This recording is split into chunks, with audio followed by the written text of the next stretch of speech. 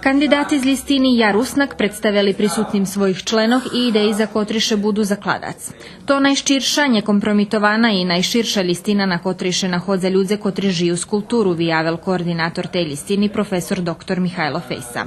To može poježi narodna listina i to može poježi u duhu Gavrila Kosteljnika, jak su za naš jazik kaže bačko-srimski, naša listina srimsko-bačka i nam na peršim mjesece i srimci i mi prejme balans mezi bačvanami i srimcami, a nje lokalnizme jak se pojedi drugi.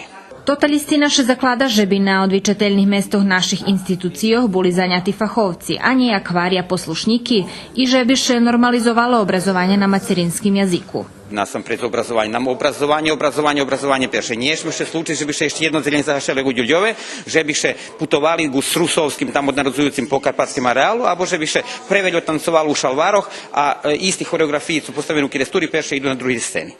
Jedan z najvažnejších cíľov tej listiny, že by nový nacionálny sovet bol dostupný ľuďom, bo on muši buď skapča medzi državu i našim narodom.